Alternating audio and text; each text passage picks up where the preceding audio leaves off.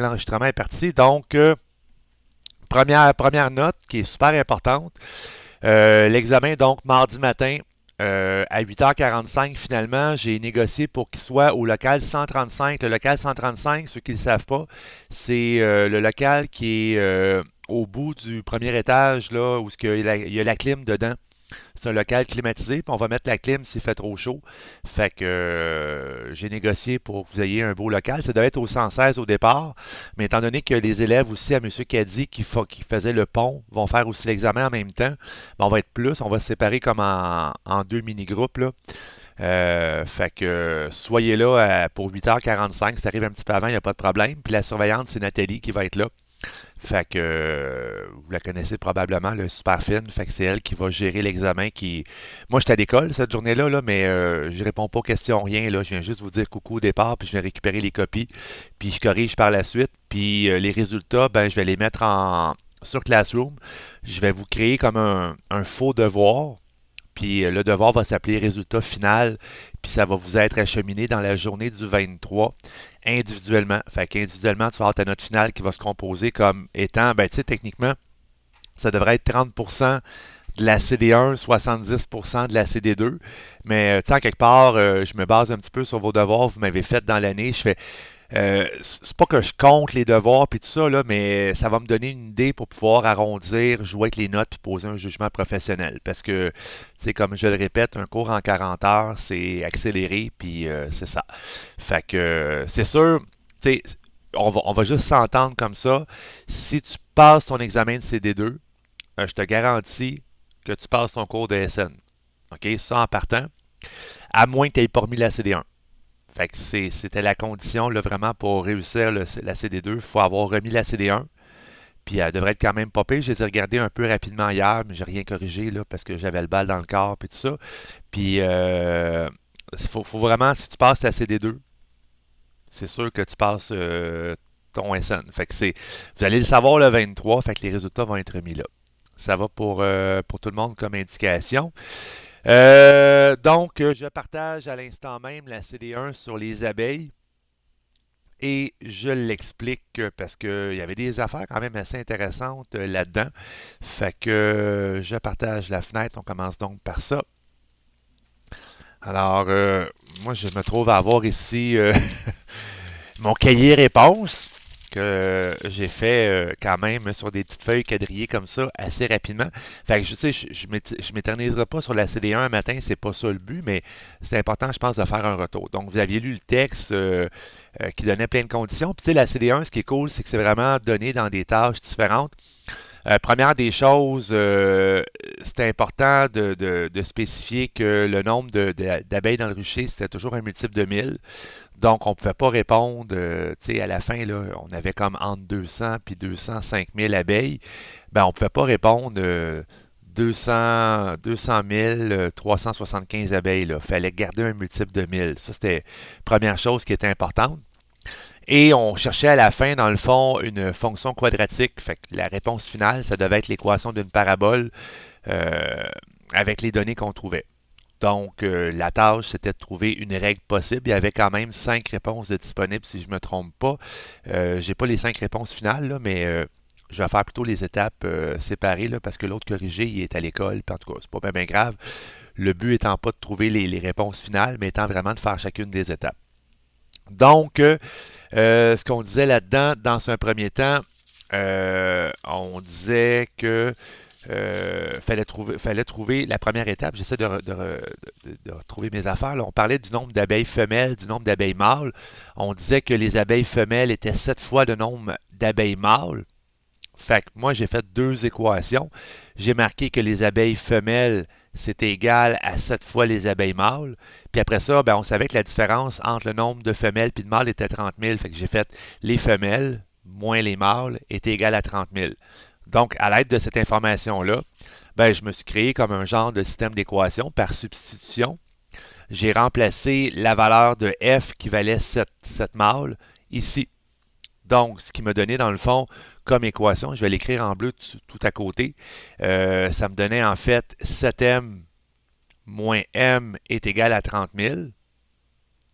Donc, ce qui me donnait 6m est égal à 30 000.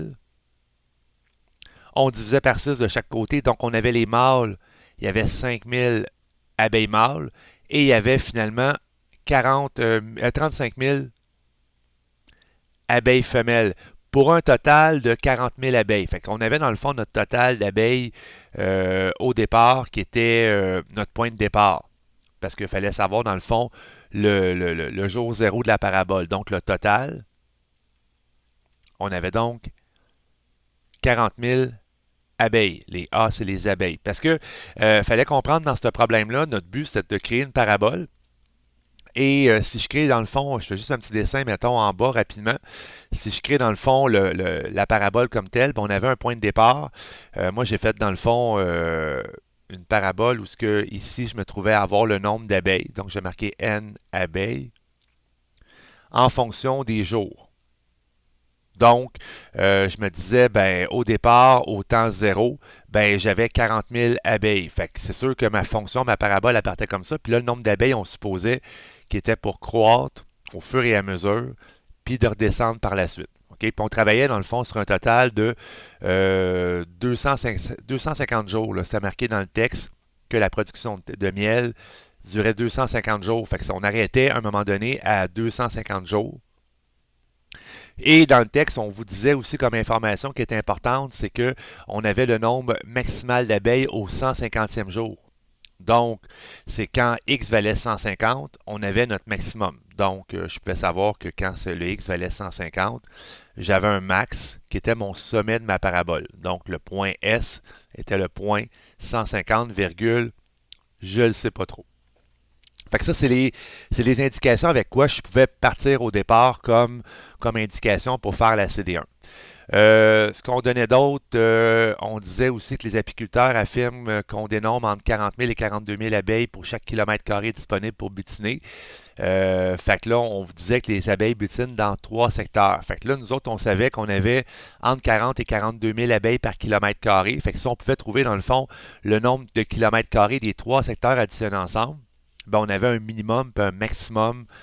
Ben, je dirais dans le fond, je dirais pas un minimum et un maximum, mais on pouvait dans le fond modéliser ou moduler plutôt le maximum. Il était dans des contraintes comme telles. Fait que là, notre tâche, c'était de dire, OK, nous, ce qu'on veut trouver, c'est il y a combien de kilomètres carrés dans le secteur A. Excusez, je me suis étouffé.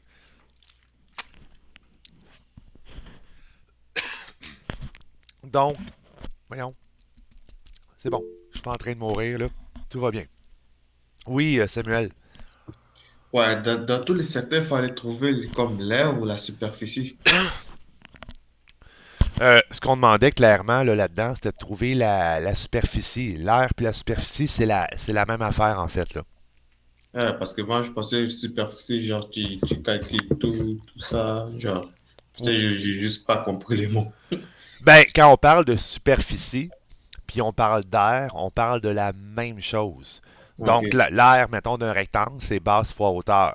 L'air d'un triangle, ben, c'est base fois hauteur divisé par 2. Fait que ça dépendait de. Mais c'est la même affaire, là. On parle on parle en fait de la même chose.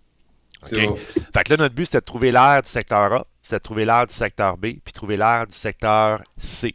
Alors, si je commence immédiatement par le secteur A, puis là, je suis mes notes pour ne pas me tromper. Alors, le secteur A, on avait un rectangle. On disait là-dedans que les dimensions de chaque côté du rectangle sont indiquées par des expressions algébriques dont les unités sont des kilomètres, donc on travaille en kilomètres. Puis la somme des mesures des deux côtés non parallèles du rectangle donne 4 kilomètres. Fait que les côtés non parallèles d'un rectangle, ce sont ces deux côtés-là. Ce sont des côtés qui ne sont pas parallèles. Des côtés parallèles, c'est comme des rails de chemin de fer. Des côtés non parallèles dans un rectangle, ben, ça va être les côtés qu'on va appeler les côtés perpendiculaires. Fait que là, on savait comme première indication que quand j'additionnais ces deux côtés-là ensemble, j'avais un total de 4 kilomètres. Donc, première information, je sais que 4x au carré moins 4x plus 2x moins 2, c'est égal à 4. C'est la première information que je sais. Là, je me dis, ben, parfait, super, je sais que si ça donne 4, ben, je suis capable de trouver la valeur de x. Alors, je vais tout simplement, puis là, faut savoir, quand tu travailles avec des équations du deuxième degré, avec des exposants 2, ben ça veut dire, dans le fond, le premier réflexe que tu dois avoir, c'est tout mettre ça égal à zéro. Puis après ça, soit factoriser, soit prendre la grosse Bertha. C'est toujours le même réflexe que tu dois avoir. Donc, si j'envoie tout ça égal à zéro, je vais me ramasser avec 4x au carré, moins 4x plus 2x qui donnait moins 2x, moins 2, mais j'envoie mon 4 de l'autre côté aussi, ce qui me donnait moins 6 est égal à zéro. Ça se trouve à être l'équation du deuxième degré que je me trouve à avoir. Là, je pourrais prendre dans le fond la grosse Bertha, la formule quadratique pour trouver les valeurs possibles de x. Parce que notre but avec ça, quand on résout une équation du deuxième degré, c'est qu'on veut trouver la ou les valeurs de x. Ça se pourrait qu'on ait deux valeurs de x qui fonctionnent, comme ça se pourrait qu'il y ait généralement plus probable qu'on ait uniquement une seule valeur de x qui fonctionne parce qu'il y en a une qu'on va rejeter à cause du contexte. Puis n'oubliez pas, dans la CD2, il faut marquer quand on rejette. C'est super important de l'indiquer. Quand tu rejettes de quoi, tu dis je le rejette, j'en ai plus besoin. Donc, si je fais la grosse Bertha, ben, je vais faire moins b, donc ça va me donner 2, plus ou moins racine de b carré, donc moins 2 au carré, ça fait 4, moins 4 fois a qui est 4, fois c qui est moins 6, le tout étant divisé par 2a, donc divisé par 2 fois 4 qui donne 8. Alors, la racine carrée, si je la calcule, ça fait 4 moins 4 fois 4 fois moins 6, donc 4 moins 4 fois 4 fois moins 6 qui me donne 100. Alors, ça me donne 2 plus ou moins racine carrée de 100 divisé par 8. Puis là, on est capable de savoir que la racine carrée de 100, ça donne 10. Donc, on se ramasse avec 2 plus ou moins 10 divisé par 8.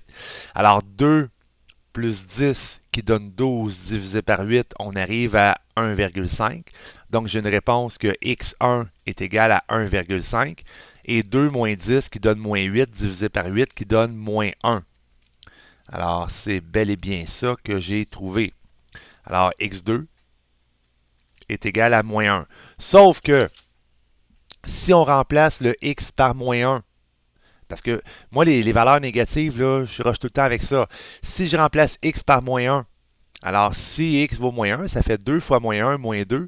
Moins 2, ça donne moins 4. Je ne peux pas avoir un côté qui vaut moins 4 km. OK? Fait que cette valeur-là, on la rejette. Donc, rejet. Fait que cette valeur-là, on ne la garde pas.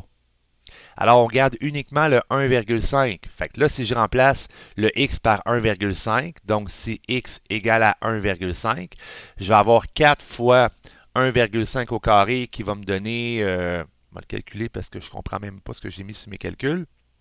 4 fois 1,5 au carré, moins 4 fois 1,5. J'arrive à une valeur ici de 3. Donc, si x est égal à 1,5, cette partie-là ici vaut 3 km. Et ici, si x vaut 1,5, ben 2 fois 1,5, 3, moins 2, ça donne 1 km. Alors, les dimensions du rectangle, c'est 3 km par 1 km. Ça se trouve à être l'aire où ce que les abeilles vont aller butiner. Nous, on va avoir l'aire. Donc, si je fais la mesure de l'aire totale va être de 3 km carrés. Alors, je me trouve à avoir l'aire du secteur A. Alors, ça, c'est parti. On a l'aire du secteur A. Il ne faut pas oublier que par kilomètre carré, on a entre 40 000 et 42 000 abeilles. Mais on ne fera pas le calcul tout de suite. On va attendre d'avoir l'aire du secteur B et l'aire du secteur C. Je m'en vais maintenant au secteur B. Le secteur B, ce qu'on nous donnait comme indication, on disait que c'est un triangle rectangle. On avait l'équation de la droite supportant le côté KL. Donc, le côté KL, là, ceux qui ne le savent pas, c'est lui ici. On a l'équation. Je vais l'écrire sur mon dessin qui est 15x moins 20y plus 11 est égal à 0. On a les coordonnées du point L, donc ça c'est assez intéressant, qui sont 1,4, 1,6. On a le segment KL qui mesure 0,5 km. Et on a le segment M qui est situé sur l'abscisse, donc le sommet M, ça veut tout simplement dire qu'il est à quelque chose, 0. C'est ça que ça veut dire. Donc, nous, comme tâche là-dedans, on se dit qu'est-ce qu'on peut faire. Puis là, je continue à regarder mes notes. J'ai marqué secteur B. Je devrais bien ça n'a pas l'air de... Ah oui, c'est ça. Alors, le secteur B, Ce qu'on pouvait faire là-dedans, qu'est-ce que j'ai marqué, moi, là? OK. Alors, ce qu'on pouvait faire là-dedans dans le secteur B, c'était de pouvoir trouver l'équation de LM. Donc, LM est ici. Alors, LM est perpendiculaire à KL. Donc, si on veut trouver l'équation de LM, puis après ça, faire un système, pas faire un système d'équation, mais trouver le zéro de l'équation en orange, ça va me donner le point M. Puis une fois que j'ai trouvé le point M puis le point L, ben, je suis capable de faire la distance entre L et M puis faire un Pythagore pour trouver KM. De toute façon, KM, on s'en fout là parce que le triangle rectangle, il est rectangle en L. Puis quand je vais trouver l'aire de mon triangle rectangle, ben, je vais faire KL multiplié par LM puis je vais diviser par 2. Fait que là, mon but, c'est de dire, OK, j'ai la règle de Coel, je vais trouver le taux de variation, la pente de Coel, puis après ça, je vais trouver l'équation de la droite LM qui est perpendiculaire à Coel. Puis elle passe déjà par un point. Fait que si je suis capable de faire ça, je devrais être quand même pas mal en business. Fait que moi, ce que j'ai fait, j'ai pas été voir les formules. J'ai tout de suite pris cette règle-là, puis je l'ai mis en forme fonctionnelle. Donc, comment je la mets en forme fonctionnelle? Ben, j'isole tout simplement mon Y. Alors, j'ai envoyé le 20Y de l'autre côté. Ça m'a donné 15X plus 11 est égal à 20Y. J'ai divisé tous ces termes-là par 20, ce qui m'a donné 3 quarts de X plus 11 vingtièmes est égal à Y. Ça, c'est l'équation de Coel en fonctionnel. En fonctionnel, ce que j'ai ici, c'est que je me trouve à avoir le taux de variation. Le taux de variation, c'est ma pente.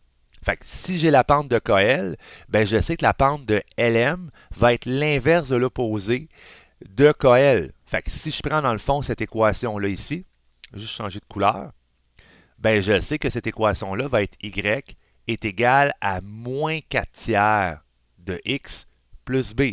L'importance de travailler en fraction, là, dans les équations de droite, c'est quand tu te trouves à avoir des droites qui sont perpendiculaires, comme on se trouve à avoir là, des droites parallèles, des droites perpendiculaires, ben c'est plus facile de gérer les pentes.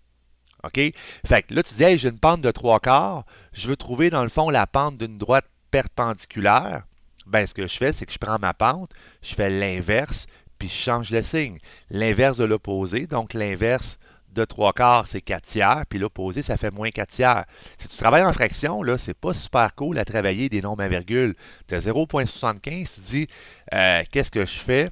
C'est sûr que tu peux prendre la méthode de dire ben, quel nombre fois 0,75 égale à moins 1, mais encore là, ça va donner un nombre à virgule qui va donner moins 1,3 périodique. Fait que là, il faut que tu gères des nombres périodiques, ce qui n'est pas super intéressant.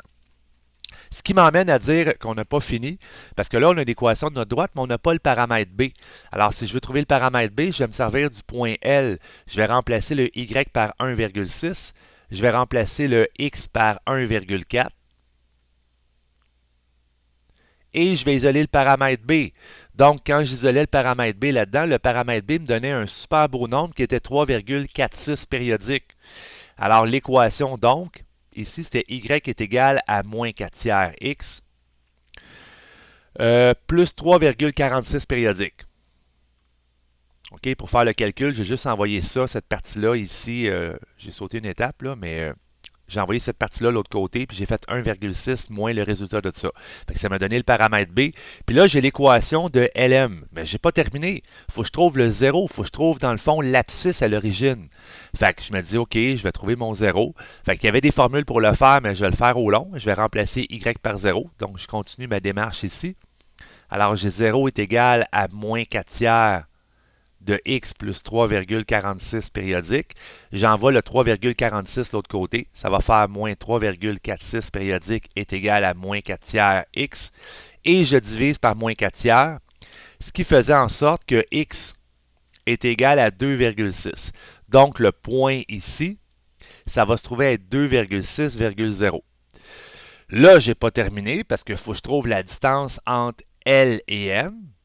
Donc, la distance de LM, ça, en fait, si je numérote mes étapes, ben, ça serait peut-être plus simple de numéroter mes étapes. J'avais l'étape 1 ici, l'étape 2 ici, puis l'étape 3 ici. Donc, l'étape 3, c'est de trouver la distance entre L et M. Fait que je fais la formule de la distance entre deux points. Fait que je peux faire 1,4 moins 2,6 au carré, plus 1,6 moins 0 au carré, Ben, ça fait 1,6. Racine carrée de tout ça, ça me donnait 2. Alors, je sais que la distance de LM, elle vaut 2 km. Alors, l'étape numéro 4, si je trouve l'air, ben, je vais faire 2 fois 0,5 divisé par 2, parce que c'est un triangle, hein, c'est base fois hauteur divisé par 2. Ça me donnait 0,5 km². Donc, je me trouvais à avoir l'aire du secteur B. OK? Puis ça, c'est super, super important parce que dans la CD1, là, je l'ai à côté, dans la CD2 de mardi, je l'ai à côté de moi. Il y a des petites affaires qui ressemblent à ça, là. OK? Vous n'avez pas fait la CD1 juste pour le fun de faire la CD1, là. C'est vraiment super formateur. Le secteur C.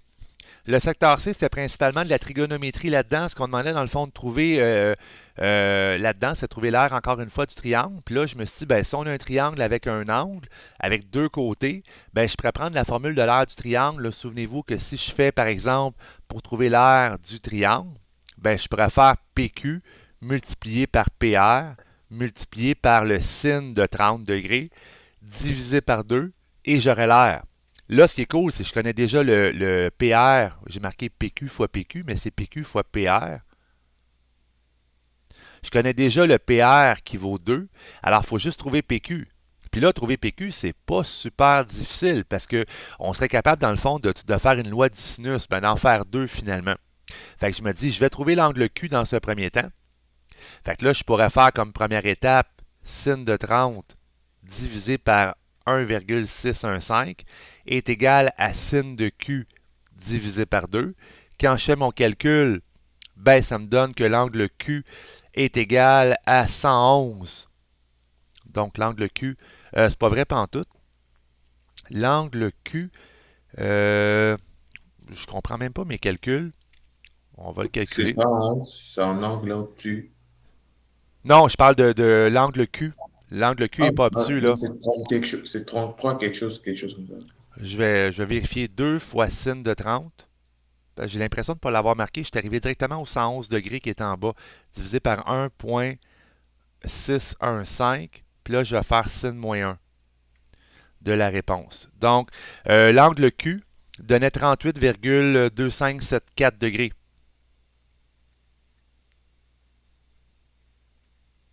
Ça, j'ai trouvé l'angle Q. Fait que je suis capable de trouver l'angle R. L'angle R, ben, ça va me donner dans le fond 180 moins 30 moins 38, ce qui donnait cette fois-ci, exactement comme Samuel a dit, 111,7426 degrés. Ça, c'était pour l'angle R. Puis une fois que j'ai trouvé l'angle R, ben là, je suis capable de faire une autre loi du sinus, une deuxième loi du sinus pour trouver finalement mon côté PQ. Donc, deuxième loi du sinus, je vais trouver PQ. Alors, je vais faire sin de 30 divisé par 1,1615 est égal à sin 211,7426 divisé par PQ. On faisait le produit croisé, puis on trouvait que PQ donnait 3 km. Oui, Kiwi. Vous auriez pas pu juste faire genre 2 fois sin de 111,7426 fois Ah ben oui, ben, 1.75. j'avoue que j'étais tellement focus sur mon premier but, Kiwi, que oui, j'avoue que je me suis cassé la tête pour rien là. Merci, Kevin, de toujours me montrer que tes compétences mathématiques sont sa coche. Tu sais, moi, des fois, je travaille comme en mode pilote automatique. Surtout, je me suis couché un peu tard à cause du hockey. Fait que là, le matin, je suis comme, fouille tes notes, Danny, là. Puis, ben, c'est pas une excuse, le hockey, mais c'était quand même un beau jeu de Paul Byron. Fait que c'est ça. Fait que oui, Kevin, t'as totalement raison. J'aurais pu faire, tu sais, on va le marquer, là. Méthode à Kevin, plus facile. De faire, dans le fond, PR2 multiplié par RQ qui est 1,1615 multiplié par le sin de 111,7426 divisé par 2. De toute façon, on arrive quand même à 1,5 km². OK? Là, rendu là, j'additionne mes trois R. 1,5 plus 0,5, ça fait 2. Plus l'autre qu'on a trouvé tantôt qui était de 3. Donc, on a un total de 5 km². Fait que je vais marquer ici total 5 km². Nous autres, on sait là-dedans qu'on a entre 40 000 et 42 000 abeilles par kilomètre carré.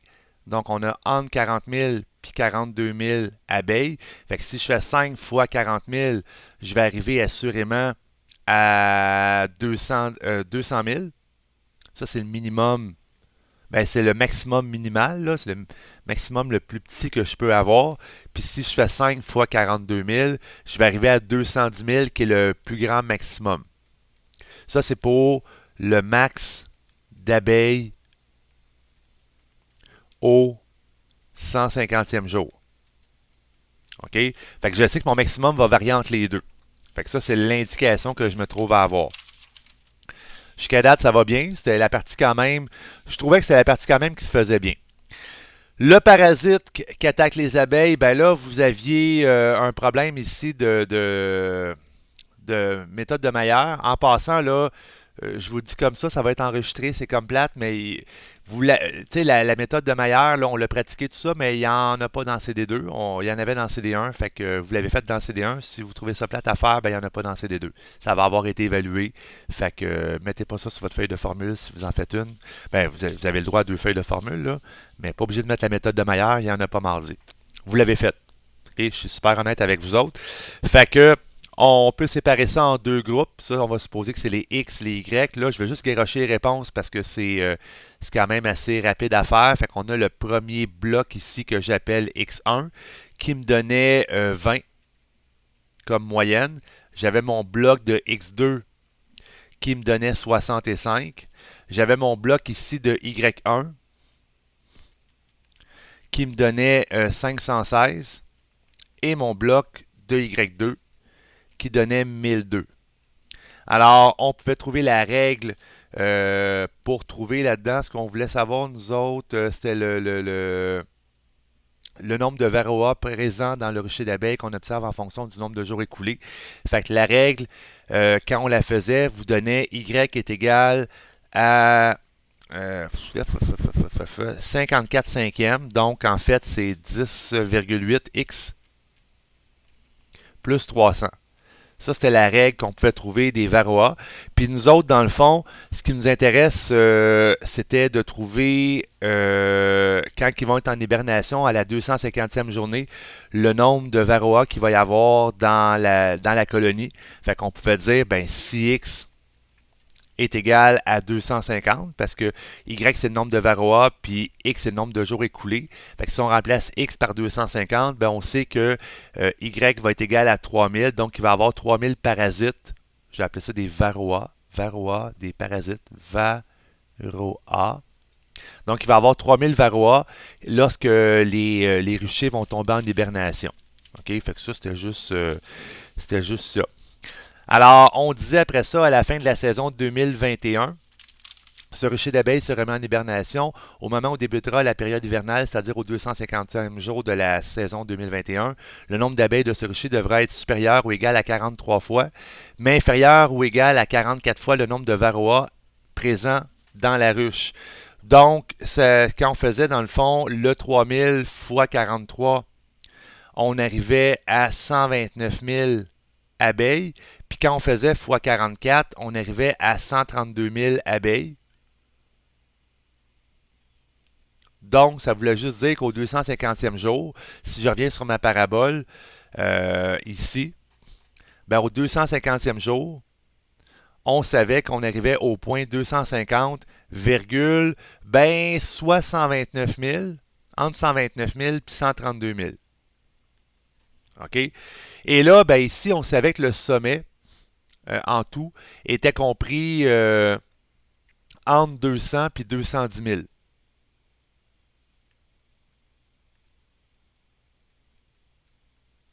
Donc, ce qu'il fallait faire comme règle finale, ben, c'était trouver l'équation de la parabole qui avait ça comme sommet et qui passait, ben, tu sais, rendu ici, là, on se foutait un peu de ce point-là. C'était plus ou moins important, je vous dis tout de suite, OK? C'était plus ou moins important parce que dans le fond, dès que tu avais ton sommet, puis que tu remplaçais, ça c'était ton HK en passant, là, puis tu remplaçais par le point 0,40 000, ben ça passait pas mal instantanément dans ces points-là. Là. Fait que là, il y avait plusieurs réponses de disponibles. J'ai pas toutes les réponses de disponibles, mais des exemples de solutions qui étaient bonnes. Quelqu'un, par exemple, qui me trouvait f de x est égal à moins 64 neuvième fois x moins 150 au carré plus 200 000, ben c'était une bonne solution. Mais il y avait d'autres solutions qui étaient bonnes. Il fallait juste, dans le fond, gosser avec le 0,400 000 puis avec le sommet où ce qu'on pouvait faire varier le sommet. Fait que là, rendu là, c'est pas la partie qui donne vraiment le plus de points. Ce qui donne le plus de points dans la CD1, c'est vraiment d'avoir trouvé tous les autres éléments. Fait que j'ai une grille de correction qui est à l'école. Malheureusement, je ne l'ai pas emmenée avec moi. Parce que surtout hier, je voulais tout apporter ça à la maison, mais là, il mouillait à Sio, puis j'étais en vélo. Fait que j'ai dit, si j'apporte mes copies d'examen, puis toutes mes affaires de correction à la maison, ben je vais me ramasser des torchons rendus chez nous. Puis j'étais à la plus battante à 5 heures. Fait que pour ça, j'ai tout laissé ça à l'école. Oui, Kevin. Non, ça va être beau. OK. Fait que, tu sais, il y a plusieurs réponses disponibles. Puis dans la CD1, la façon dont je vais corriger, c'est que chaque étape va donner quand même des points. Je corrige vraiment la négative. Là. Ça veut dire que, par exemple, quelqu'un qui a pas le bon nombre de kilomètres, mais qui a fait toutes les bonnes démarches, qui s'est trompé ici, ben, il coule pas. Là. Tu perds, mettons, on va dire 4 points. Tu peux avoir un nombre de kilomètres mauvais parce que tu as fait une erreur dans le secteur A, mais tu as bon dans le secteur B puis C, ben ça va peut-être avoir 80, 85, 90. Là, c'est ça, dans le fond, la beauté de la chose dans la CD1, c'est que tu peux te tromper un peu n'importe où, mais si tu montres que tu as bien compris, c'est quand même 60% de la note qui est de la compréhension. Si tu me montrais ça, ben, tu as 60 en partant. Fait que tu peux avoir plein d'erreurs et avoir 60. Là. OK? Puis si tu n'as pas beaucoup d'erreurs, ben, tu peux avoir 80, 85, 90. Fait que si tu sens dans le fond que tu as trouvé les aires de chacun des secteurs ou tu as compris comment les trouver, si tu sens dans le fond que tu as compris comment trouver aussi la règle pour les parasites du varroa, puis tu as compris globalement ce qu'il y avait à faire, ben, tu devrais t'en tirer avec quand même une bonne note. Fait que ça, c'était vraiment la conclusion pour la CD1 de ce matin, là, parce que j'ai pas l'infinité ben, pas l'infinité de solutions, mais j'ai pas la dizaine de solutions possibles. Là. Fait que rendu là, je corrigerai, puis c'est ça. Oui, Samuel. On va voir la note de la CD1 quand? Le 23, ça va tout être en même temps. Moi, je vais vous remettre les deux notes, puis le sommaire, le 23. Là, parce que moi, il faut que je remette mes notes le 23 avant midi. C'est beau. Mais c'est sûr, je corrige ça le 22, mais je vais communiquer avec vous autres le 23 là, pour que vous ayez vos résultats. Oui, Kevin. Vous allez me donner une note sur quoi? Je l'ai dit tantôt, je vais créer un devoir, un faux devoir sur Classroom. Puis dans ton faux devoir, je vais mettre des notes. Fait que dans le fond, Ok. fait que c'est la seule façon de pouvoir communiquer avec vous autres individuellement les notes au lieu d'afficher, mettons, un résultat de tout le monde. Ben, tu vas recevoir tout simplement un devoir, puis dans ton devoir, tes résultats vont être là. Ok. C'est la façon la plus simple de gérer les affaires. Ça va pour tout le monde? Donc, partie CD1, c'est fait. Alors, je vous invite ce matin à prendre votre cahier que je vais partager avec vous autres qui est en ligne aussi. Je vais travailler principalement dans le cahier, donc je vais faire afficher les problèmes que je vais partager avec vous autres. Là, ça ne sera pas long, mon cahier était déjà ouvert. On va aller à la page 76 au numéro 11. Alors, moi, mon but ce matin, c'est de travailler des problèmes avec vous autres qui ressemblent étrangement à ce qu'il y a dans la CD2. Donc, je veux vraiment qu'on se mette dedans, là, qu'on soit fin prêt. Fait que c'est vraiment mon but d'aujourd'hui. Fait que dans le cahier, donc page 76, c'est l'examen numéro 6 au numéro 11. Si tout le monde le fait, j'ai d'autres numéros de prêt en passant. Fait que vous me le direz si tout le monde le fait, là. Non. D'accord. Quel Non. numéro? Numéro 11, je vais juste partager, j'ai pas partagé mon écran là. Page 76. Tu vas le voir apparaître à l'écran. Voyons, pas le bon bouton. Une fenêtre.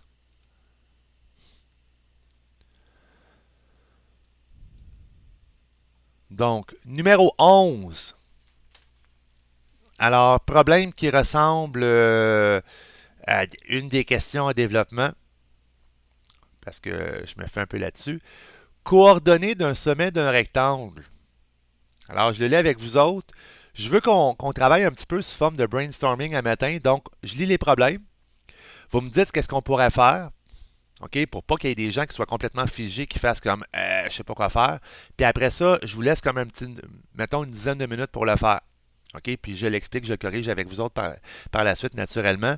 Mais je veux vraiment qu'on fasse toujours le brainstorming en gang pour que ça soit plus facile de travailler efficacement. Donc, on considère le rectangle ABCD. On a les informations, donc on a l'équation de la droite AB. AB est donnée. On a l'abscisse du point B, qui est 20. L'abscisse, c'est le X ou le Y. L'abscisse, le X, donc on sait que le point B est à 20, on ne le sait pas.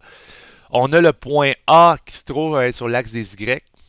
Donc ça veut dire que le point A, on sait que c'est 0, on ne le sait pas. Puis on a le point D qui est sur l'axe des X, donc le point D, on sait que ça se trouve à être je ne le sais pas, virgule 0. Donc c'est quand même important ces informations-là. Moi, je marque toujours toutes mes informations sur mon dessin, dont même l'équation de la droite ici qui est 3x moins 2y plus 24 est égal à 0. Nous, on veut trouver dans le fond la coordonnée du sommet C. C'est ça qu'on veut trouver. Là, avant de vous laisser le faire, y a-t-il des gens qui se disent moi je sais comment le faire, juste nous donner des indications comment on pourrait partir le problème. Parce que le but c'est de faire le brainstorming, qu'on travaille un peu en équipe. Oui, Kevin, qu'est-ce que tu ferais? Ben, vu qu'on a une équation, on peut déjà trouver les A parce qu'il y a une parallèle puis deux perpendiculaires. Oui, donc on peut trouver le A. On sait qu'on a des angles droits partout parce que c'est un rectangle. Fait que ça, c'est des parallèles AB est parallèle à DC. Puis c'est perpendiculaire à AD puis BC. Ça, tu as raison. Oui. Mais on peut trouver, t'as dit, on peut trouver le point A en fait. C'est ça, t'as dit? Ouais, le A. Ben, Le... pas le. Ben, pas, ouais, Oui, oui, le A, ouais, le A, on peut le trouver, c'est leur donner à l'origine de la droite. Ça, on est capable de trouver ça. On peut trouver quoi aussi? on peut trouver le point B. Oui, on peut trouver On le peut point trouver B. le point D. Le point D, on peut trouver le point D une fois qu'on a trouvé le point A. Ouais, c'est ça. Puis après ça, on peut trouver la droite DC. Puis ça devrait bien aller. Fait que ça vous donne un petit peu des indications. Il y a des gens qui sont pris là. Ceux qui sont vraiment bloqués, dites-le. Je vais essayer de vous guider davantage. Sinon, je vous laisse une dizaine de minutes pour essayer de le faire. Il y en a qui sont bloqués, qui sont comme je sais pas quoi faire. OK, fait que trouver le point A, leur donner à l'origine, avec l'équation de la droite. Trouver le point B, on connaît le X, on peut trouver le Y. Trouver la droite AD ou BC. Moi, je trouverais mettre davantage BC en passant. Là, j'aurais tendance à trouver plus BC. Puis, c'est ça. En tout cas, je vous laisse. Si vous avez des questions, dites-moi là. Moi, je le fais en même temps là, sur une feuille parce que c'est tout des problèmes. Tu sais, on a le corrigé dans le cahier, mais j'ai pas le goût de regarder le corrigé. J'ai le goût plus de me donner l'idée. Fait que 10 minutes, on se corrige dans 10 minutes.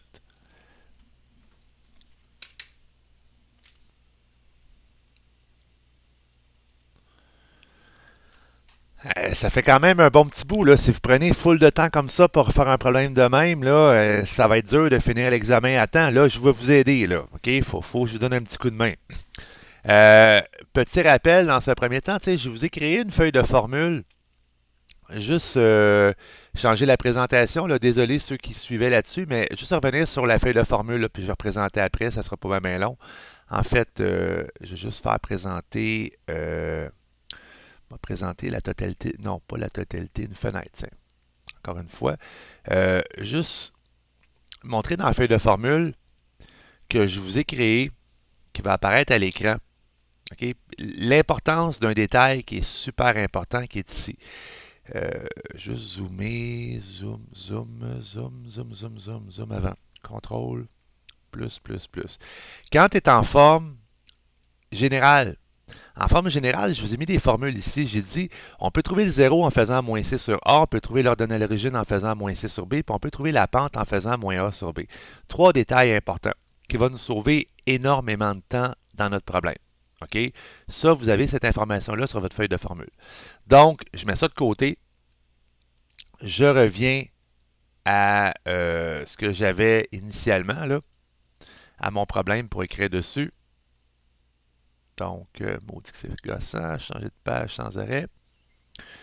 Alors, et voilà.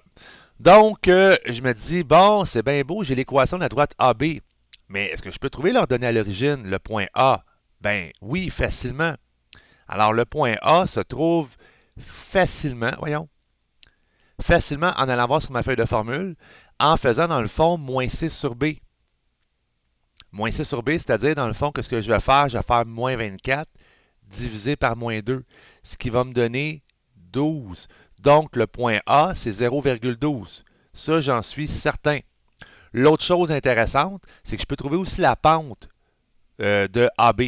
Donc, la pente de AB, ben, si je prends encore la formule, qui est la pente qui est donnée ici sur ma feuille de formule, voyons. Eh Seigneur. C'est moins A sur B. Donc, si je fais moins A sur B, je vais faire moins 3 sur moins 2, ce qui me donne une pente de 3,5. Fait que je sais ici que la pente de AB, ça se trouve à être 3,5. Juste effacer ça là, parce qu'on l'a déjà marqué. Mais ici, la pente, ça se trouve à être 3,5. Donc, automatiquement, j'ai appelé ça le M pour la pente. Là. Automatiquement, ici, la pente va être égale à moins 2 tiers. OK? Puis, automatiquement, je suis capable de trouver la droite AD parce que j'ai déjà le paramètre B, puis j'ai déjà la pente. Fait que je me dis, OK, AD, l'équation, c'est Y est égal à moins 2 tiers X plus 12. Je suis tout de suite capable de trouver ça. OK, vous voyez, ça va, bing bang, ça déboule assez rapidement, puis j'ai presque pas fait de calcul. Je suis allé voir ma feuille de formule pour m'aider. Là, je me dis, ben j'ai AD, je suis capable de trouver le point D. Je vais faire dans le fond pour trouver le point D, je vais faire les zéros ou je vais retourner voir ma feuille de formule. Ma feuille de formule va me donner l'information. Sur ma feuille de formule, j'ai comment trouver les zéros en forme fonctionnelle. Il faut faire moins B sur A. Donc, si je fais moins B sur A pour trouver les zéros, je vais faire en réalité moins 12 divisé par moins 2 tiers, ce qui va me donner 18. Donc, ça veut dire que ce point-là, ici, c'est 18,0. Alors là, ça déboule assez rapidement. Je suis aussi capable de trouver le point B. Comment je peux trouver le point B? Ben, je sais que le x vaut 20. Fait que si je remplace x par 20 ici directement dans cette équation-là, donc je vais trouver mon point B. Je remplace le x par 20. Ça va me donner 3 multiplié par 20. Moins 2y plus 24 est égal à 0. Je vais l'écrire comme du monde. Je vais isoler le y, qui va être dans le fond le fameux point que je vais avoir. Donc, ça me donne 60 moins 2y plus 24 est égal à 0. Ce qui me donne 84 est égal à 2y si j'envoie les y de l'autre côté. Ce qui fait que y est égal à 42. Donc, je suis capable de dire que mon point B est à 20,42. Ça ne me donne toujours pas l'indication du point C, mais je me rapproche beaucoup. Puis, n'oubliez pas que ici, je le sais aussi que la pente, le M, qui est la pente, est égal aussi à moins 2 tiers. Je sais ici que la pente, c'est égal à 3,5. Fait que des droites parallèles, ça a la même pente. Des droites perpendiculaires, les pentes sont l'inverse de l'opposé. Donc, quelle est la stratégie pour trouver le point C? Ben, pour trouver le point C, la meilleure stratégie, parce qu'il en existe d'autres, mais je ne vous les conseille pas. La meilleure stratégie, c'est de trouver l'équation de BC. C'est de trouver l'équation de DC, puis faire une méthode de comparaison entre les deux. Ça, c'est vraiment la meilleure stratégie. Fait que si je trouve BC en bleu, puis si je trouve DC en mauve, puis je fais une méthode de comparaison, bingo, la vie est belle. Fait que c'est ce que je vais faire à l'instant même. Puis là, j'ai tous les éléments pour le faire. Fait que là, je numérote mes étapes. Parce que tantôt, c'est comme des pré-étapes. Alors, l'étape 1, je vais trouver BC. Alors, pour trouver la droite BC, ben, je sais que mon équation de droite, ça va être y est égal à moins 2 tiers x plus b. Je n'ai pas le paramètre b, mais je connais dans le fond les coordonnées du point B. Si je remplace x par 20 puis y par 42, je suis capable de trouver le point B. Alors, je remplace y par 42, je remplace x par 20 et j'isole le b. Le b ici m'a donné moins 2 tiers, 166 tiers. Donc, quand je trouvais ça, je trouvais que le B est égal à 166 tiers. En nombre à virgule, là, ça faisait... je l'ai laissé en fraction parce que j'ai ça travailler en nombre à virgule. Quand j'ai des fractions comme ça donne 55,3 périodiques. Donc, je sais que l'équation de BC, c'est Y est égal à moins 2 tiers X plus 166 tiers. Ça, c'est ma première équation. Maintenant, je vais trouver la deuxième équation de la deuxième équation, qui est la deuxième droite. Je vais le faire en vert. Alors, moi, je m'intéresse à DC. DC, ben, dans ce cas-là, ça va être Y est égal à 3 demi X plus B, parce que la droite de DC, c'est 3 demi. Je vais remplacer cette fois-ci X par 18 puis Y par 0. Fait que ça va faire 0 est égal à 3 demi fois 18 plus B. Et dans ce cas-là, le B va me donner ici moins 27. Alors, je me ramasse avec comme équation Y est égal à 3 demi X moins 27. J'ai trouvé mes deux équations. Donc, j'ai le Y pour le BC que je vais appeler Y1, parce que dans le fond, c'est la première étape que j'ai fait. J'ai trouvé le Y2, qui est la deuxième étape. Maintenant, je suis capable de faire une méthode de comparaison pour savoir où se croisent mes deux droites. Où se croisent mes deux droites? Ben, ça se trouve, dans le fond, à être sur le point BC. Donc, je fais ma troisième étape ici. Je vais la faire en rouge. Je vais donc écrire mon système d'équations qui est moins 2 tiers X plus 166 tiers est égal à 3 demi X moins 27. Là, je comprends les gens qui vont faire « Ah, il y a des fractions, ça va pas bien, tout ça. » Ouais, mais tu as des fractions qui sont sur 3, tu en as d'autres qui sont sur 2. Le truc que je te donne, c'est trouve ton dénominateur commun. Dénominateur commun, qu'est-ce qui divise 3 et 2? Ben, c'est 6. Alors, si je fais x6 à tout le monde, puis j'ai le droit de faire ça en passant, là, ça va éliminer mes dénominateurs. Fait que 6 fois moins 2, moins 12, divisé par 3, ça donne moins 4x. 6 fois 166, ce qui donne 996, divisé par 3, j'arrive à 332. 6 fois 3, 18, divisé par 2, ça donne 9x. Et 6 fois 27, ben 6 fois moins 27, j'arrive à 6 fois moins 27, ça donne moins 162. Là, j'ai plus de nombre à virgule. Fait que là, je peux dire, OK, j'envoie les x du même côté. Ce qui va donner 332 est égal à 13x moins 162. J'enlève mon 162. Alors, 332 moins 162 qui me donne 170.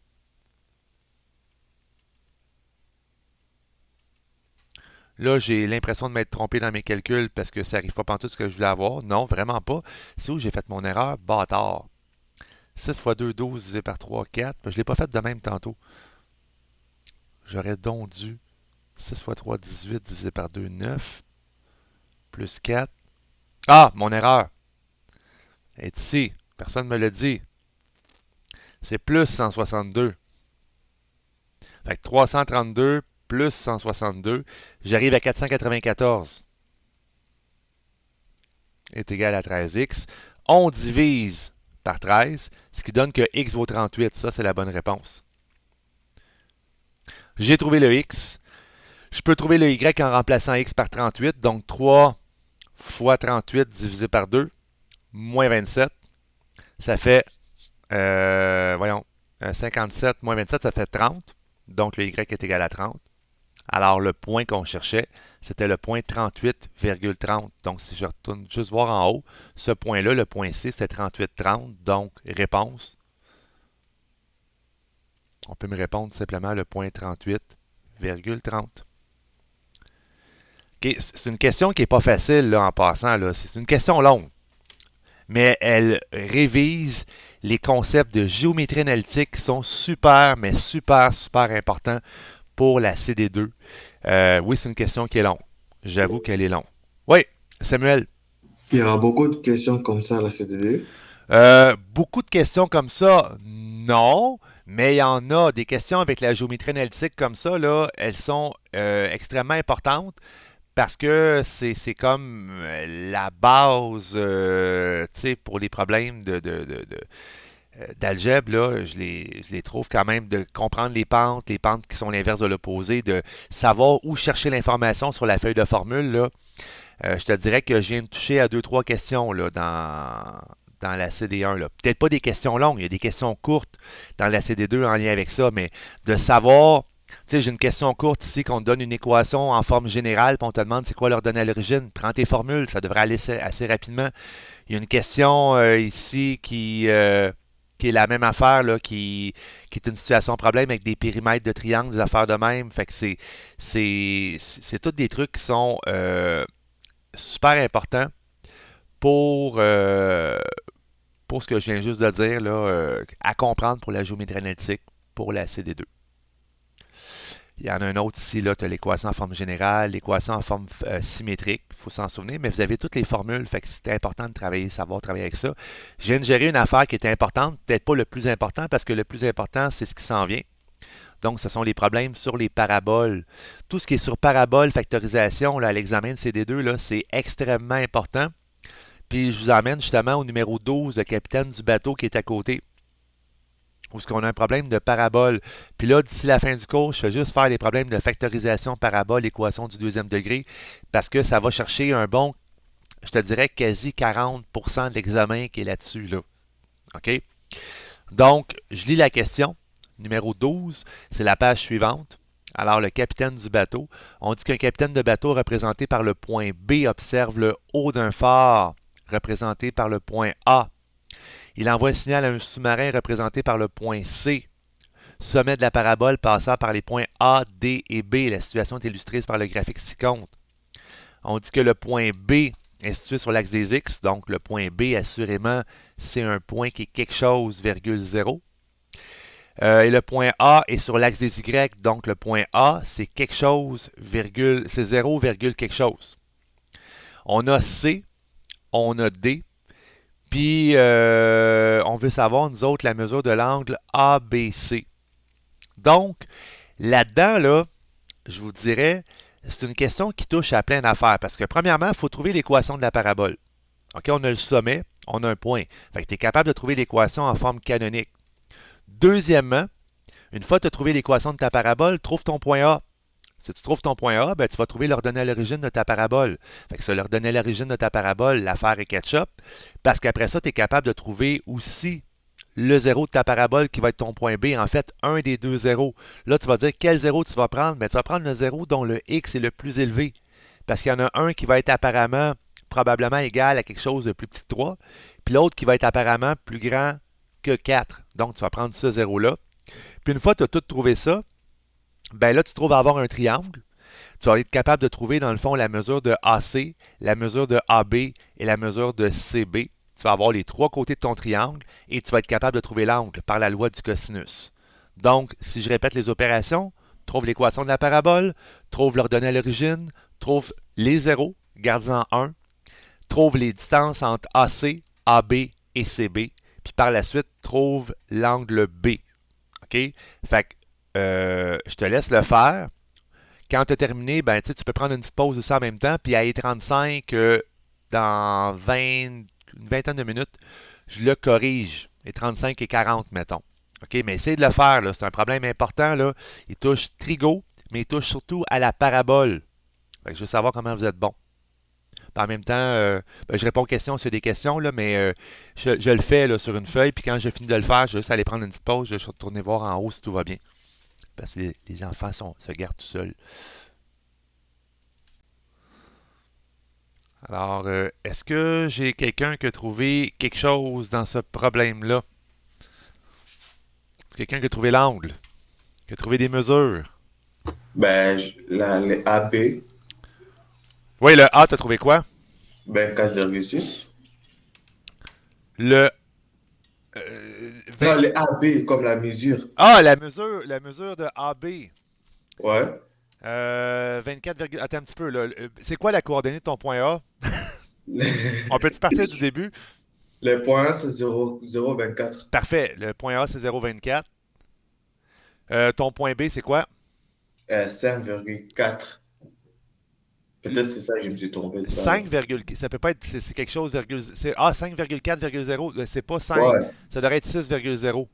ok. Peut-être Mais c'est juste ça. c'était quoi l'équation de ta parabole? L'équation de ma parabole, c'est quoi? C'est f de x égale à 0 Ah, pas 0, 2, 2, ouais. x, moins 4, plus 1, moins 8. À la 2, moins 8. OK, ça c'est bon. C'est juste que ton zéro, tu l'as pas bien trouvé. Fait que je vais juste t'aider pour trouver ton zéro comme il faut. Tu as remplacé f de x par zéro pour trouver ton Ouais. zéro. Mais moi, j'ai fait l'affaire des HK, là. C'est pour ça OK, que... OK, OK, OK. Avec la formule que je prends jamais. Je vais le faire avec la formule d'abord, il n'y a pas de problème. Attends un petit peu. C'est juste que la formule, Peux-tu me la répéter parce que je m'en souviens pas par cœur? C'est HK. Ouais, Genre, c'est H plus ou moins c'est plus ou moins racine. carré des moins K sur A. Ah, puis c'est le h qui est ici, c'est ça? Ouais, c'est HK. OK, donc le h, c'est 4 plus ou moins racine carrée de 8 Ah, divisé par j'ai 2. mis moins 8. Ouais, mais c'est parce que c'est moins 8. C'est ça. Fait que ça fait dans le fond 4 plus ou moins racine carrée de 4 de 8 sur 2, c'est 4. Fait que dans le fond, tu as 4 plus ou moins 2. 4 plus 2, ça fait 6. Puis 4 moins 2, ça donne 2. Donc, tu as un 0 à 6, puis tu as un 0 ici qui serait à 2 techniquement, là, mais on n'en a pas besoin. Ouais, ouais. OK. Fait que là, si tu veux trouver tes distances, techniquement, là, il faudrait dans le fond, tu travailles avec le point 6,0. Fait que là, tu avais l'erreur, fait que tes distances n'étaient pas bonnes, là. Fait que moi, j'ai les distances en valeur exacte, mais je vais les donner en valeur non exacte. Fait que la distance de AB qui donne racine de 612, ça devrait donner 24,7386. Moi, c'est 6. Donc, Ouais, c'est ça. Ben, en changeant un petit peu les valeurs, tu n'arrivais pas à la bonne affaire, mais c'est pas bien grave, là. 7, 3, 8, 6. On a la distance de AC que tu devrais avoir pas mal la même que moi parce qu'il n'y a pas d'erreur là-dedans. C'est racine de 1040 qui est 32,2490. Ça t'a donné ça?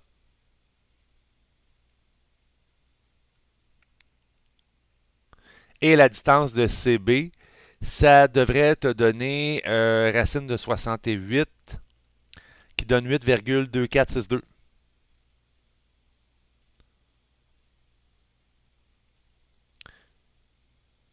Puis là, ben, étant donné qu'on fait une loi du cosinus pour trouver l'angle, ben, pour faire la loi du cosinus, étant donné qu'on cherche, nous autres, cet angle-là, ben, la formule de la loi du cosinus que je vous ai montré, c'était de faire cosinus moins 1 de, rouvre la parenthèse, donc les deux côtés ici additionnent ensemble, donc le fameux 24,7386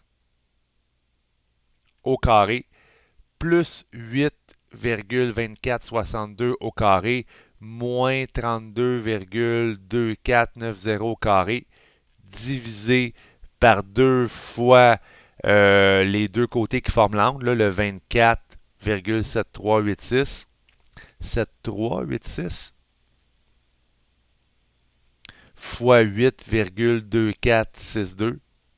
Ben, quand tu fais cos moyenne, tout ça, ça devrait te donner 151,93 degrés. Juste une petite affaire importante là, pour les formules de distance là, que je veux vous montrer qui est. Moi, travailler avec les nombres à virgule, je rush un peu ma vie. Tu sais, mettons, je veux trouver la distance de A à B. OK? Je vais juste montrer un petit tour de passe-passe plus facile. Fait que si je fais la distance, là j'écris en gris. Si je fais la distance de A à B, ben la formule de la distance, ça dit de faire racine carrée de x1 moins x2, donc dans le fond de 0 moins 6 au carré, puis de 24 moins 0 au carré. OK, ça on le sait. Fait que quand je fais mon calcul, 0 moins 6 au carré, ben ça me donne 36. Puis 24 moins 0 au carré, ben ça me donne 576. 36 plus 576, ça me donne 612. Moi, en réalité, là, quand j'ai pris mon calcul de formule de distance, j'ai pas marqué 24,7386, j'ai écrit racine de 612. Puis, en le faisant de cette façon-là, ben ici, je suis arrivé à racine de 1040. Puis ici, je suis arrivé à racine de 68. OK, par la même procédure. Ben, là, l'avantage, c'est quand tu rentres tous tes chiffres dans la loi du cos, ben, tu sais, racine de 612 au carré, ça fait 612. Racine de 68 au carré, ça fait 68. Racine de 1040 au carré, ben, ça fait 1040. Fait que là, ça donne vraiment des super beaux chiffres dans ta loi du cos au lieu de gosser avec des nombres à virgule que tu arrondis, puis que là, tu fais des erreurs de pitonnage. Garde tes nombres en radicaux. C'est bien plus facile à travailler de cette façon-là que de tout mettre en nombres à virgule. Honnêtement, là, t'es bien mieux de faire ça comme ça. OK? Ça va pour ce problème-là? Y a-t-il d'autres questions? Allons chercher un autre problème de parabole et factorisation. Je vous emmène toujours dans les mêmes pages au numéro des deux prismes, qui est, ma foi, encore un super beau problème que je vais lire avec vous autres, donc le numéro 13. J'avais choisi vraiment une section du cahier que je savais qu'il y avait des numéros importants. Alors, on a deux prismes, un à base carrée, l'autre à base rectangulaire. On dit que le côté, on donne dans le fond la mesure des côtés du prisme 1, c'est donné. Les mesures du côté du prisme 2 sont données. On dit que les bases A, B, C, D et E, F, G, H sont équivalentes. Puis on va avoir le volume du prisme numéro 2. Donc là-dedans, l'information importante, c'est de savoir que les deux bases, ici, cette base-là, puis cette base-là, sont équivalentes. Donc, en d'autres termes, s'ils sont équivalentes, ça veut dire que les bases ont la même aire. Puis si ont la même aire, ben là, tu peux faire un système d'équation de dire ben, ton 2x moins 4 fois 2x moins 4 est égal à 2x moins 1 fois x moins 1. Faire une méthode de comparaison. Trouver la valeur de x. Puis une fois que tu as trouvé la valeur de x, tu es capable de trouver le volume du prisme 2. Donc, j'aimerais ça que tu essaies de faire ce problème-là. Il est un petit peu plus court que les autres, là, heureusement. Fait que c'est de faire ton système d'équation puis travailler après ça à trouver la valeur de x, encore une fois, par factorisation ou par la grosse Bertha. Donc, je te laisse une dizaine de minutes pour me trouver c'est quoi le volume du prisme numéro 2. Est-ce que ça va pour tout le monde? Je suis au numéro 13 dans l'examen numéro 6. Donc, question sur les équations de degré 2. Je vais le faire moi aussi, là.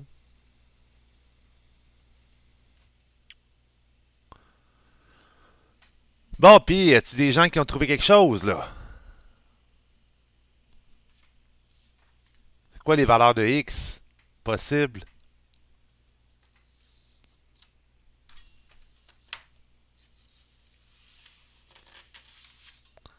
Qu'est-ce qu'on fait? Alors, explication. Je vous interromps parce que il faut. C'est pas un problème qui est super, super long. Alors, on sait que les deux aires sont équivalentes, les deux aires de base, donc on est capable de dire la chose suivante. Je peux dire sans aucun doute que 2x moins 4 multiplié par 2x moins 4 est égal à 2x moins 1 multiplié par x moins 1. Je multiplie mes binômes, ce qui va me donner 4x au carré moins 8x moins 8x plus 16 est égal à 2x au carré moins 2x moins x plus 2. Je vais tout envoyer ça égal à 0, ce qui devrait vous donner, dans le fond, quand vous mettez tout égal à 0, à 2x2 moins 13x plus 15 égal à 0. Donc, je répète que quand tu as des équations avec des exposants 2, on envoie tout du même côté, mais c'est égal à 0. Donc, ce que je vais faire comme procédure, je vais prendre la formule quadratique. Moins b, donc 13, plus ou moins racine de b carré, 169, moins 4 fois 2 fois 15. Le tout divisé par 4 parce que c'est 2a. Alors, quand je fais mon calcul, j'arrive à 13 plus ou moins racine de 49, parce que 169 moins 2 fois 2 fois moins 4 fois 2 fois 15, ça donne 49 divisé par 4. J'arrive donc à 13 plus ou moins 7 divisé par 4. 13 plus 7, ça fait 20 divisé par 4, ça me donne 5. 13 moins 7 qui donne... je donne 6 divisé par 4 qui me donne 1,5. Là, j'ai mes deux réponses possibles. X peut être égal à 5 ou peut être égal à 1,5. Mais cependant, si je remplace juste ici x par ici, 1,5, 2 fois 1,5, 3, moins 4, ça donne moins 1. Donc, il faut rejeter la valeur. N'oubliez pas de le marquer dans l'examen. Rejet. Si tu ne le marques pas, tu perds des points. Alors là, je vais prendre finalement la valeur que x vaut 5. C'est ça qui m'intéresse. X est égal à 5, je reviens en haut. Je me dis, ben, je vais remplacer x par 5 partout. Mais ici, donc 2 fois 5, 10. Moins 1, ça fait 9. 5 moins 1, ça donne 4. 4 fois 5, 20. Plus 3, 23. Alors, si je fais 9 fois 4 fois 23, parce que dans le fond, un prisme, c'est côté fois côté fois côté, alors le volume va nous donner 828 cm3.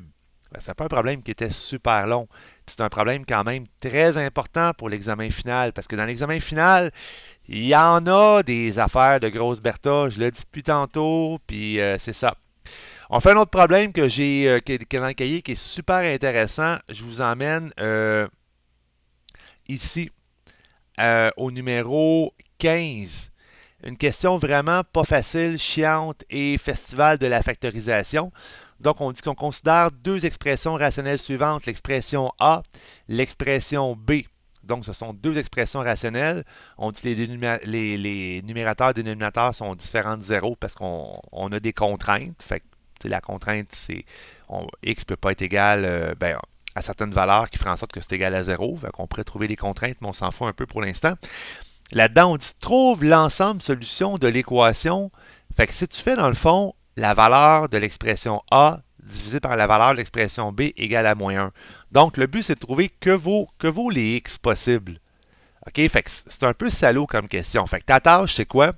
C'est de prendre l'expression A, factoriser et réduire, prendre l'expression B, factoriser et réduire, par la suite faire A divisé par B. Je te rappelle que diviser, c'est multiplier. Donc, en d'autres termes, ce que je suis en train de dire, c'est de faire A multiplié par 1 sur B est égal à moins 1. OK? Parce que dans le fond, c'est ça, fait que c'est inverser la valeur de l'expression que tu vas avoir en B. Puis après ça, c'est de trouver la valeur des x possibles. Fait que oui, il y a beaucoup de choses là-dedans. Il y a de la factorisation, tous les types de factorisation. C'est un problème bonbon, dur à faire. Fait que je vous laisse essayer de factoriser l'expression A, l'expression B, puis par la suite, de me dire qu'est-ce que ça vous donne comme réponse. Je vais le faire d'ailleurs, moi aussi, sur une feuille à part, puis après ça, je vais l'expliquer. Fait que. Oui, Samuel, question. Ouais, les x plus 1 à la 2 moins 9, est-ce qu'on peut le factoriser, cela?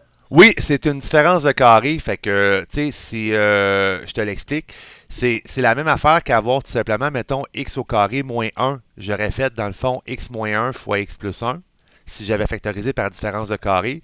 Là, dans ce cas-là, tu te trouves à avoir x plus 1 moins 9. Fait que ta différence de carré, ça va être racine carrée de tout ce terme-là, ce qui va donner x plus 1.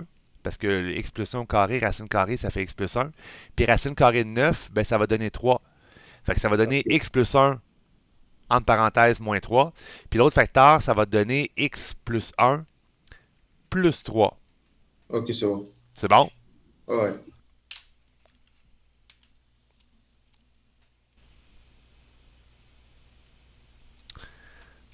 Bon, étant donné que peut-être que je sens les cœurs en titre de tout le monde, là, on va dire que c'est notre dernier problème de la journée. Là, je vous donnerai congé après.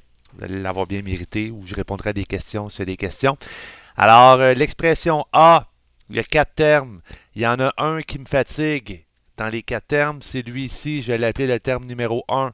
Le restant se fait bien. Dans l'expression numéro B, j'ai quatre termes aussi. Il y en a un qui me fatigue. Je vais l'appeler le terme numéro 2. Fait que ce que je vais faire dans un premier temps, ben, parce que, tu sais, si je regarde ici, je peux faire une mise en évidence simple, différence de carré. Ça se factorise par somme produit. Fait que c'est un peu plus long. Ça, il n'y a rien à faire. Somme produit, mise en évidence simple, différence de carré, puis même chose ici, on n'a rien à faire. Fait que je vais commencer par factoriser l'expression 1 et l'expression 2, puis tout réécrire par la suite avec les différents types de factorisation. Fait que l'expression 1, on a une somme produit, fait que deux nombres dont le produit donne moins 4, la somme donne 3. Ben, je peux trouver là-dedans facilement 4 et moins 1. Alors, je vais me ramasser avec x au carré plus 4x moins 4. Fait que j'ai pris 4 et moins 1. Alors, je fais ma mise en évidence double. Par la suite, double mise en évidence simple. Oui, Samuel? Il faut juste écrire x égale à x moins 4x plus 1. Ouais, Oh, ben c'est x moins un, x plus 4 en passant. c'est ça. Exact. Donc, on arrive là. L'expression numéro 2, même chose. On cherchait deux nombres dont le produit est égal à moins 8. La somme est égale à 7. Alors, si je ne me trompe pas, c'était 8 et moins 1. Mais là, cette fois-ci, je ne peux pas faire le truc de tantôt. Alors, je vais avoir 2x au carré plus 8x moins 4. Je peux mettre 2x en évidence ici. Ça va faire 2x fois x plus 4. En fait, j'ai mis moins 2. Non, j'ai mis 2x en évidence, c'est vrai. Ici, je vais mettre moins 1 en évidence. Ça va me donner x plus 4. Donc, il va me rester 2x moins 1 fois x plus 4. Donc, j'ai réglé la partie de l'introduction. Là, maintenant, je vais réécrire l'équation A. L'équation A, ben, le x au carré moins 2x, ben, ça se trouve à être x fois x moins 2. J'ai fait une mise en évidence simple. Tantôt, j'ai expliqué à Samuel le dénominateur. Fait que techniquement, je vais me ramasser avec x plus 1 moins 3 qui donnait x moins 2. Puis x plus 1 plus 3 qui donne x plus 4. Ça, c'était pour la différence de carré que j'ai fait tantôt. Il y a un fois. L'expression 1, je l'ai factorisée, ça me donne x moins 1 fois x plus 4. Et le dénominateur, c'est 4x. Là, je peux tout de suite barrer ce qui est en commun. Fait que le x plus 4 se simplifie avec le x plus 4, le x moins 2 avec le x moins 2, le x avec le x ici. Fait que l'expression A, tout ce qu'elle vaut, c'est x moins 1 sur 4. J'ai tout simplifié, j'ai le droit. L'expression numéro B. L'expression B que je vais faire. Oups, j'ai perdu mon affaire. Attends un petit peu. Parce que des fois, ma main touche à ça. Puis là, j'ai perdu ma page. J'étais où, moi, là? Ah, voyons.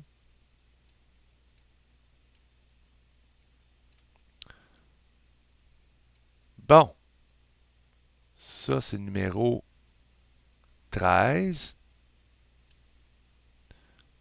Le numéro 14, on ne le faisait pas. Puis là, je baisse. Comment ça, j'ai perdu une page? CTRL Z. Bon, je l'ai trouvé. Phew. J'ai eu peur, là. Fait que l'expression B. Alors, l'expression B, la deuxième étape, on l'a déjà fait. Fait que l'expression B, je vais marquer ici, ça nous donnait dans le fond 2x moins 1 fois x plus 4. Au dénominateur, je peux mettre moins 3x en évidence. Pourquoi je mets moins 3x? Parce que je sais qu'en faisant ça, il va me rester 2x moins 1. Ils vont s'annuler tantôt. Diviser, je vais faire un fois. Je vais envoyer le 21x au numérateur parce que quand on a une division, on inverse le diviseur en fait. Et le x au carré moins 16, c'est une différence de carré, donc ça me donne x moins 4 fois x plus 4. Je simplifie mes termes semblables, donc le x plus 4 avec le x plus 4, le 2x moins 1 avec le 2x moins 1, le x avec le x, puis 21 divisé par moins 3, ça donne moins 7 en passant. Donc tout ça va me donner moins 7 sur x moins 4. Là, il ne faut pas oublier, nous autres, ce qu'on veut faire, c'est a divisé par b. Donc, si je fais a divisé par b, oups, voyons, a divisé par b, ben, je vais me ramasser avec x moins 1 sur 4 multiplié par x moins 4 sur moins 7. Tout ça est égal à moins 1. OK? Parce que j'ai fait a divisé par b, j'ai multiplié par l'inverse. Là, ça veut dire que si je multiplie au numérateur, ben, je vais avoir x moins 1 fois x moins 4. Au dénominateur, 4 fois moins 7 qui donne moins 28. Tout ça est égal à moins 1. Je peux faire fois moins 28 des deux côtés. Ça va me donner x moins 1 fois x moins 4 est égal à 28. Je peux distribuer mes deux binômes, ce qui va me donner x au carré moins 4x moins x plus 4, puis j'envoie mon 28 avec toute la gang ici, moins 28 est égal à 0. Je mets tout ça ensemble, ce qui va me donner x au carré moins 5x moins 24 est égal à 0. Je cherche deux nombres dont le produit est égal à moins 24, la somme moins 5, donc on a moins 8 et 3. Donc, moins 8 et 3. Fait qu'automatiquement, je vais arriver avec x moins 8, x plus 3 est égal à 0. Puis que vaut les valeurs de x? Ben, x est égal à 8 et moins 3. Je conserve les deux valeurs parce qu'on n'est pas dans des contraintes de situation problème. Donc, l'ensemble de solutions, c'est 8 et moins 3. C'est un beau problème de factorisation parce qu'il est assez complet. Tu touches à tout là-dedans. Puis, il y avait un niveau de complexité, ma foi, super intéressant. Alors, si il y a des questions, pour les 15 dernières minutes, moi je vais répondre s'il y a des questions individuelles. S'il n'y en a pas, ben je vous dis d'être là mardi, sans faute, 8h45 à l'école, faire la CD2, préparez vos deux feuilles de formule. Vous avez le droit à deux feuilles maximum. Mettez des trucs, mettez des exemples. À la limite, tu peux prendre la feuille de formule que je t'ai fait, t'en créer une deuxième avec des exemples. Sois prêt et pratique. Écoute, pratique lundi, là, je sais que vous avez presque pas d'école. Ceux qui vont à l'école, probablement, je sais pas s'il y a des examens, quoi que ce soit, les jours bingo, regardez des films, mais allez vous isoler, faites des maths lundi, là, préparez-vous. Puis lundi soir, faites d'autres choses. OK? Le lundi soir, ça prend le repos du cerveau. Allez pas faire des maths lundi soir, s'il vous plaît, faites pas ça. Faites des maths lundi dans la journée, mais après 5 heures, plus de maths. OK? Laissez le temps à votre cerveau de guérir. Puis mardi matin, quand tu vas arriver, tu vas être frais, prêt et dispo. L'examen dure 2h30. Je suis prêt à laisser un 15 minutes de plus. Donc, ça veut dire que 11h30 le matin, ça devrait être terminé. Et par la suite, j'attaque la correction. Pendant que vous allez être en examen le matin, je corrige vos CD1. Puis, ou je vais le faire demain, pas demain, mais lundi. Puis en après-midi, je corrige vos CD2. Puis le 23, vos résultats vont être là. Je vais même aller vous voir pour vous dire des bonnes ou des mauvaises nouvelles. Je ne dirais pas dire des mauvaises nouvelles pendant un examen, c'est un peu salaud, là. Mais s'il y a des bugs ou quoi que ce soit, mais je ne peux pas répondre aux questions, là. À la limite, si, mettons, tu dis, ah, il y a une affaire que c'est pas clair, je vais dire, ben, ça, c'est marqué 3, je vais expliquer des mots, mais ça devrait être correct. Fait que, s'il n'y a pas de questions, je vous dis, on se voit mardi. Je viens vous dire bonjour quand Nathalie va être là. Sinon, je reste branché s'il y a des questions. Fait que je vous dis bon restant de fin de semaine. À plus. Bye bye. Monsieur? Oui, Samuel. Ouais, juste pour être sûr, ce sera quoi, genre, la structure de l'examen? C'est 16 questions. Comme dans le cahier, c'est des questions à choix multiples. Il y en a 6, 4 questions à réponse courte et 6 petits problèmes. En fait, c'est des questions. Les 10 premières questions valent 4 points chaque pour un total de 40 points. Les 6 dernières questions valent 10 points chaque pour un total de 60 points. Donc, Ok, ça veut dire que si les choses multiples, on rate ça, on peut quand même passer comme si on réussit ouais, les développements. Ok, ouais, puis il faut, tu sais, les choix multiples, là, c'est quand même des points intéressants à aller chercher, là. Fait que faut prendre le temps de bien les valider, de bien vérifier, puis il n'y a pas nécessairement trop de pièges là-dedans. Les choix multiples, là, je les ai regardés, puis ils se font quand même assez bien. Tu sais, des affaires sur des nuages de points, j'en ai pas revisé aujourd'hui, mais ça, je suppose que vous êtes bon. Puis des trucs avec vos formules. Si tu connais juste tes formules, puis on te demande de trouver une droite qui est parallèle, ben, ça devrait prendre une minute à faire, là. C'est pas super long. ok, c'est bon. C'est bon? Ouais, à lundi. Ah, ben, on se voit, on se croise lundi pour les signatures d'album. Ouais, bye. Bye.